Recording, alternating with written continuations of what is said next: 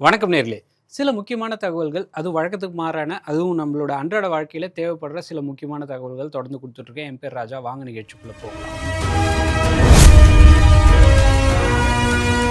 உலகத்திலேயே ரொம்ப மகிழ்ச்சியான நகரங்கள் எது அப்படின்னு ஒரு பட்டியல் ரிலீஸ் ஆயிருக்கு. இந்த தகவல்லாம் கொஞ்சம் ரீசெண்டா ரிலீஸ் ஆன தகவல்கள் தான். அதனால இத முதல்ல சொல்றேன். உண்மையிலேயே ஒரு மனுஷன் ரொம்ப ஹேப்பியா இருந்தா தான் அவங்க தங்களுடைய சுற்றுச்சூழல, அது அவங்க இருக்கிற பகுதியில ரொம்ப ஹேப்பியா வச்சுப்பாங்க அப்படிங்கிறதுனால, உலகத்திலேயே ரொம்ப மகிழ்ச்சியான நாடுகள் எது அப்படிங்கிற சம்மந்தமான தகவல் கிடைச்சிருக்கு. அது என்ன அப்படின்னு பார்க்கலாம் வாங்க. உலகத்திலேயே ரொம்ப மகிழ்ச்சியான நாடுகளுடைய பட்டியல்ல இந்தியாவை சேர்ந்த ஒரு நகரமும் இருக்கு அப்படிங்கிறது உண்மையிலேயே ஒரு ஆச்சரியமான விஷயம். அது என்ன அப்படின்னா, டைம் அவுட் அப்படின்னு ஒரு அமைப்பு இருக்கு. இந்த அமைப்பு என்ன சொல்றாங்க அப்படின்னா, உலகத்தோடைய வேற வேற நாடுகள்ல இந்த மக்கள் எப்படி ஹேப்பியா இருக்காங்க, அவங்களுக்கு என்னென்ன மெட்ரிக்ஸ்லாம் வைக்கலாம் அப்படிங்கிற சம்மந்தமா இந்த அமைப்பு ஒரு ஆய்வு நடத்துறாங்க. அப்படி நடத்தும்போது ஒரு நகரத்துடைய கலாச்சாரம், அவங்களோட நகரத்துல எவ்வளோ பார்க் இருக்கு, அதே மாதிரி கிரீனரின்னு சொல்லுவாங்க. இந்த பசுமையான பார்க்கவே பச்சை பசேல்னு இருக்கிற பசுமையான சூழல். இது மட்டும் இல்லாம ஃபன் ஸ்ட்ரீட்ஸ், இந்த மாதிரி ஒரு சில விஷயங்கள்லாம் கணக்குல எடுத்திருக்காங்க. அது மட்டும் இல்ல, இந்த அமைப்பு ஒரு நகரத்துடைய ஃபுட் எப்படி இருக்கும், அதே மாதிரி அவங்களுடைய கலை எப்படி இருக்கும், அதே மாதிரி நைட் லைஃப் எப்படி இருக்கும், இது சம்பந்தமான விஷயங்களையும் இந்த அமைப்பு கணக்குல எடுத்திருக்காங்க. மொத்தம் 24,000 பேர்கிட்ட உங்க ஊர் எப்படி இருக்கு, உங்க ஊர் எப்படி இருக்குன்னு சொல்லி, உங்க நகரம் பர்டிகுலரா உங்க நகரம் எப்படி இருக்கு அப்படிங்கிறத இந்த அமைப்பு ஒரு கணக்கு எடுத்திருக்காங்க. இங்கிலாந்துல பாத் அப்படின்னு ஒரு நகரம் இருக்கு. இந்த நகரம் தான் உலகத்திலேயே ரொம்ப ஹாப்பியான நகரம் அப்படின்னு சொல்லி இந்த தனியார் அமைப்புடைய புள்ளிவிவரம் சொல்லுது. 93% பேர் நீங்க கேட்ட எல்லா கேள்விக்கும் உண்மையிலேயே நாங்க ரொம்ப ஹாப்பியா தான் இருக்கோம் அப்படிங்கிற மாதிரியான ஒரு எனர்ஜியான ஒரு பதில சொல்லியிருக்காங்க அப்படிங்கிற தகவல் இருக்கு. இதே போல பனாமால இருக்கிற பனாமா சிட்டி அப்படிங்கிற நகரம் தான் 2வது இடத்த பிடிச்சிருக்கு. மெக்சிகோ, கம்போடியா, போலந்து, இந்த மாதிரியான நாடுகள் அடுத்தடுத்த இடங்கள் பிடிச்சிருக்கிற நிலையில இந்தியால ராஜஸ்தான் மாநிலத்தில் இருக்கிற ஜெய்ப்பூர் நகரத்துக்கு இந்த பட்டியல்ல 6வது இடம் கிடைச்சிருக்கு. உண்மையிலேயே இந்தியாவை சேர்ந்த ஒரு டவுன் இந்த பட்டியல் இடம் பெற்றிருக்கிறது நம்ம எல்லாருக்கும் ஒரு நல்ல செய்தியா தான் பார்க்க முடியுது. இதுக்கு அடுத்தபடியா நம்ம சென்னையை பத்தி ஒரு தகவல் இருக்கு. அது என்ன அப்படின்னு பார்க்கலாம் வாங்க. சென்னையில எங்க திரும்புனீங்கனாலும், ஒரு சிட்டி எங்க ஆரம்பிக்குது எங்க முடியுதுன்னே தெரியாத அளவுக்கு எங்க திரும்புனீங்கனாலும் ரோட்ல பயங்கரமான டிராஃபிக் இருக்கு அப்படிங்கிறதுனால, சீக்கிரமே இதுக்கு ஒரு விடிவு காலம் கிடைக்க போற மாதிரி ஒரு நல்ல செய்தி. நீங்க எல்லாம் ரோட்ல இருக்கும்போது ஒருத்தர் மட்டும் பறந்து போனா எப்படி இருக்கும்? ஆனா அது ஹெலிகாப்டரோ ஏரோப்ளேனே கிடையாது. அப்படிங்கிற பட்சத்துல உண்மையிலேயே இது கொஞ்சம்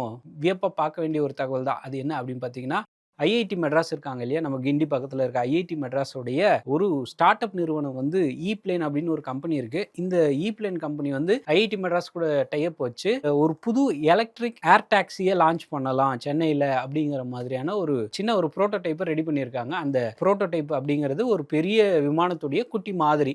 அந்த மாதிரி உண்மையிலே ஒர்க் ஆகுதா இல்லையான்றதையும் அவங்க டெஸ்ட் பண்ணி பார்க்க போறதா சொல்லியிருக்காங்க. இது உண்மையிலேயே சென்னைக்கு வந்தா என்ன மாதிரியான விஷயங்கள்லாம் கிடைக்கும் அப்படிங்கிற மாதிரி பார்த்தோம்னா, முதல்ல அந்த வண்டி என்னவா இருக்கு, அது எப்படி ஒர்க் ஆகுது அப்படின்னு பார்த்தீங்கன்னா, பேட்டரியில தான் இயங்க போகுது. ரொம்ப ஷார்ட் டிஸ்டன்ஸ் அடிக்கடி போயிட்டு வர மாதிரி இருக்கும். அப்படிங்கிற மாதிரி அந்த விமானத்தை டிசைன் பண்ணியிருக்காங்க. அந்த டிசைன்ல பெருசா ரன்வே தேவைப்படாது. இப்போ இருக்கிற ட்ரெடிஷனல் ஏரோப்ளேன், ஹெலிகாப்டர்ஸ் இந்த மாதிரியான இடங்களுக்கு உங்களுக்கு கொஞ்சமாச்சும் ரன்வே தேவைப்படும் அப்படின்னு சொல்லுவாங்க. ஆனா இந்த வகை இவிஓடிஎல் அப்படின்னு சொல்லுவாங்க. எலக்ட்ரிக்ல ஒர்க் ஆகி வெர்டிகலா மேலே எழும்பி அப்படியே கீழே இறங்குறது தான் இவிஓடிஎல் அப்படின்னு சொல்லுவாங்க. அந்த இவிஓடிஎல் வகையில தான் இப்போ நம்ம சொல்ற இந்த பெரிய சைஸ் ட்ரோன்னு எடுத்துக்கலாம். அந்த ட்ரோன் இருக்கு அப்படிங்கிறத நம்ம புரிஞ்சுக்கலாம். இந்த ஒட்டுமொத்த பெரிய சைஸ் ட்ரோனுடைய எடையே 2000 கிலோ தான். இதுல எப்படிலாம் யாரெல்லாம் போகலாம் அப்படின்னு பார்த்தீங்கன்னா, ஒரு பைலட்டும் 2 பேசஞ்சர்ஸும் ஒரே டைம்ல பயணிக்க முடியும். ஒரு வாட்டி சார்ஜ் போட்டுட்டீங்க அப்படின்னா, இந்த பெரிய சைஸ் ட்ரோன்ல 100 கிலோமீட்டர் வரைக்கும் டிராவல் பண்ணலாம் அப்படின்னு சொல்றாங்க. சரி, இது ஹெலிகாப்டரை விட ரொம்ப மெயின்டெனன்ஸும் ரொம்ப கம்மி அப்படின்னு சொல்றாங்க. இது பொதுமக்களுக்கு பயன்பாட்டுக்கு வருதா அப்படின்னு கேட்டீங்கன்னா, முதல் கட்டமா இது யாருக்கு முதல்ல அத்தியாவசியமான தேவையா இருக்கு அப்படின்னு பார்த்தீங்கன்னா, இது மருத்துவமனைகளுக்கு முதல் கட்டமா நம்ம ட்ரை பண்ணி பார்க்கலாம். ஏன்னா ஹாஸ்பிட்டல்ஸ் எவ்வளவு தூரத்துல இருக்கு அப்படிங்கிறது ஃபிக்ஸ்டா நமக்கு தெரியும். அதே போல ஈஸியா இதை மேனேஜ் பண்ணிட முடியும் அப்படின்னு சொல்றாங்க. இது வரவேற்கத்தக்க ஒரு விஷயம் தான். ஒரு ஃப்ளைட் மூலமா ஏதோ ஒரு ஷார்ட் டிஸ்டன்ஸ்ல ஒருத்தவங்க பாதிக்கப்பட்டிருக்காங்க, அவங்களுக்கு எந்த பிரச்சனையும் இல்லாம உடனடியா ஹாஸ்பிட்டல் கொண்டு போய் சேர்க்கிறது அப்படிங்கிறது உண்மையிலேயே ஒரு வரவேற்கத்தக்க ஒரு விஷயம் தான்.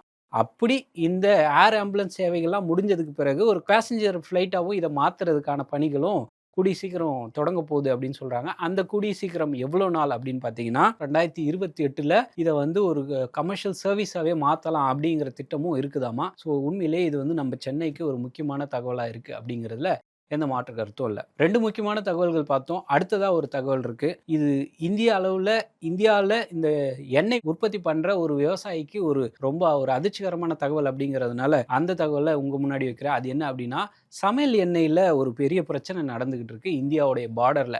அது என்ன பிரச்சனை அப்படின்னு பார்த்தீங்கன்னா, இந்தியாவுக்கும் நேபாளுக்கும் தெற்காசிய சுதந்திர வர்த்தக பகுதி அப்படின்னு ஒரு ஒப்பந்தம் இருக்கு 2 நாடுகளுக்கும் இடையில.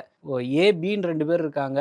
இவங்க 2 பேரும் பக்கத்து பக்கத்து நாடுல இருக்காங்க அப்படின்னா, இந்த ஒப்பந்தம் வந்து அவங்களுக்கு ஒத்து வரும். அந்த வகையில தான் இந்தியாவுக்கும் நேபாளுக்கும் ஒரு ஒப்பந்தம் இருக்கு. அந்த ஒப்பந்தத்தோட ஒரு பகுதியா வந்து என்ன பண்றாங்க அப்படின்னா, நேபாள்ல ரீஃபைன்டு சமையல் எண்ணெய் இருக்கு இல்லையா? இந்த எடிபிள் ஆயில் சொல்ற இந்த சமையல் எண்ணெய் நேபாள்ல இருந்து இந்தியாவுக்கு இறக்குமதி பண்றதுக்கு எந்தவித வரியும் கிடையாது. பக்கத்து பக்கத்து நாடு அப்படிங்கிறதுனால அந்த நாட்டிலேருந்து இந்த நாட்டுக்கு கொண்டு வந்துடலாம். பை ரோட்ல கூட கொண்டு வரதுக்கான வாய்ப்புகள் இருக்கு. அந்த வகையில 2023ல இந்த ரீஃபைன் பண்ணப்பட்ட ஒரு சமையல் எண்ணெய் வந்து 47,295 டன் அளவுக்கு இறக்குமதி பண்ணியிருக்காங்க. சரி, நமக்கு ஒரு சான்ஸ் கிடைச்சிருக்கு அப்படின்னா நம்ம ஆளுங்க சும்மா விடுவாங்களா?